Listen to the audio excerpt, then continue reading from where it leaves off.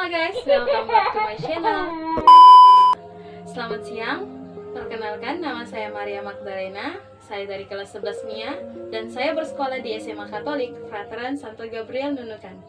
Nah, pada siang hari ini saya akan membuat praktikum, yaitu tentang difusi dan osmosis. Pertama-tama saya akan menjelaskan dahulu apa itu yang dimaksud dengan osmosis dan difusi. Nah, osmosis adalah perpindahan pelarut dari hipotonis ke hipertonis melalui membran semipermeabel. Dan pasti kalian bertanya, apa itu hipotonis dan apa itu hipertonis? Hipotonis adalah wilayah yang konsentrasi zat terlarutnya lebih rendah dari wilayah lainnya.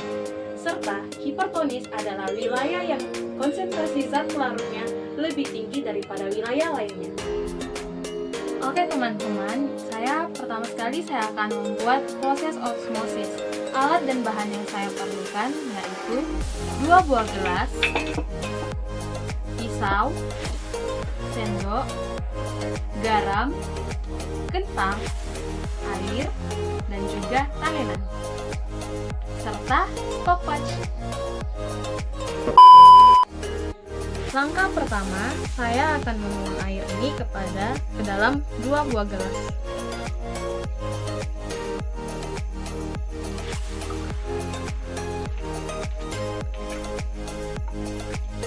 Selanjutnya,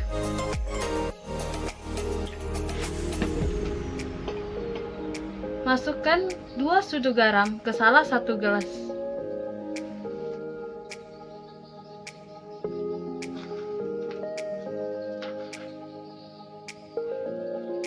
Dan kita aduk sampai mati.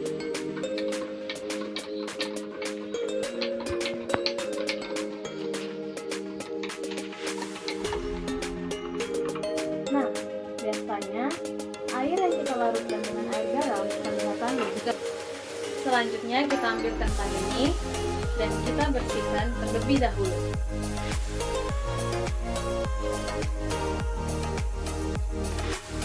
Setelah itu kita hiriskan kentang ini seperti nah, setelah menjadi seperti ini, kita masukkan 2 kentang ini ke dalam gelas, masing-masing gelas. Dan saya akan masukkan kentang pertama ke dalam air yang sudah kita larutkan dengan air garam.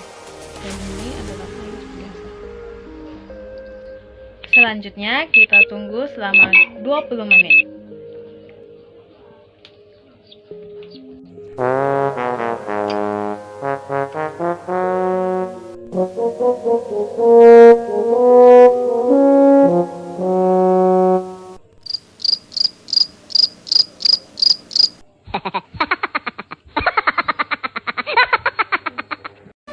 Minutes later. Setelah kita menunggu 20 menit, kita keluarkan kentang dalam gelas tersebut. Pertama-tama saya keluarkan kentang yang dalam air tanpa garam.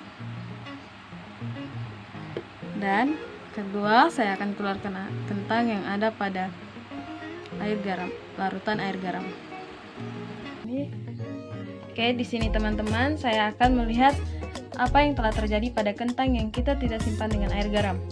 Nah, di sini kita bisa lihat bahwa kentang yang tidak direndam dengan air garam, teksturnya masih sama seperti pada awalnya tanpa ada perubahan. Malah semakin kelihatan lebih keras. Bisa dilihat ya. Dan selanjutnya, saya akan pada tekstur, lihat pada kentang yang kita rendam dengan air garam. Kentang yang direndam dengan air garam kelihatannya lebih lunak atau lembek, seperti pada ini. Bisa dilihat ya teman-teman, malah dia akan lebih kelihatan pipi atau tipis. Bisa dilihat sendiri ya perbedaannya teman-teman. Dia lebih kelihatan lebih kecil daripada yang tidak direndam dengan air garam.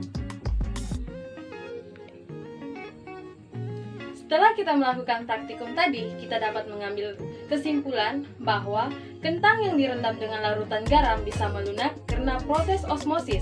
Proses osmosis ini yang dimaksud adalah plasmolosis. yaitu keluarnya cairan yang ada pada kentang ke dalam larutan garam. Yaitu sepertinya di mana kentang merupakan bersifat hipotonis dan garam merupakan bersifat hipertonis.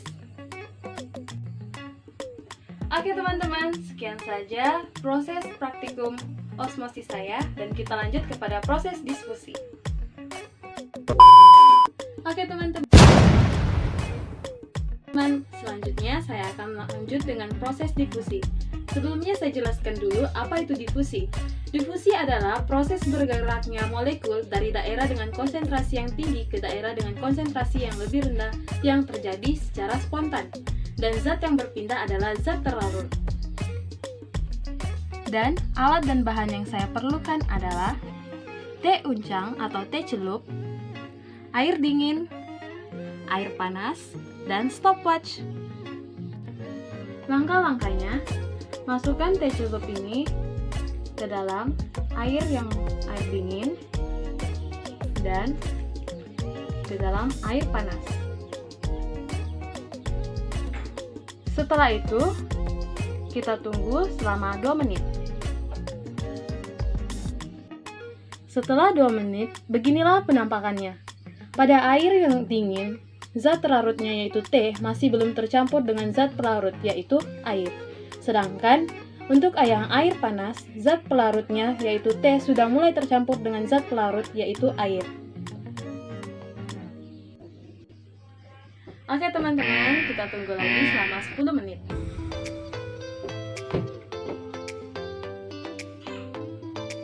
Setelah 10 menit, teh yang ada di air dingin sudah mulai keluar warnanya atau kelihatan lebih kuning, tetapi belum merata seperti yang ada di dalam air panas. Oke teman-teman, yang terakhir kita tunggu lagi selama 8 menit supaya dia genap dari 20 menit dan kita lihat perubahan yang terjadi pada kedua teh ini.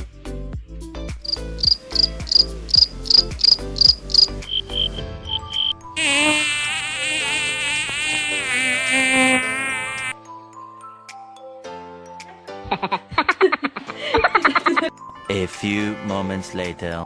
Nah, finally guys, setelah 20 menit kita tunggu, akhirnya sudah sampai 20 menit. Nah, di sini setelah 20 menit, teh yang berada di air dingin warnanya sudah mulai keluar, tetapi masih berwarna coklat muda. Sedangkan teh yang berada di air panas, tehnya sudah mulai berwarna coklat. Bisa dilihat ya perubahan daripada dua-dua ini, perbandingannya teman-teman. Nah, daripada praktek tadi, saya dapat mengambil kesimpulan bahwa yang mempengaruhi proses difusi adalah suhu, karena semakin tinggi suhunya maka akan semakin cepat proses difusinya, yaitu hal yang telah terjadi pada gelas yang berisi air panas. Sedangkan sebaliknya, semakin rendah suhu maka akan semakin lambat proses difusinya. Hal itu juga terjadi pada gelas yang telah berisikan air dingin.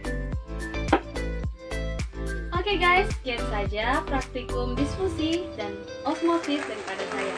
Kurang dan lebihnya saya mohon maaf. Terima kasih.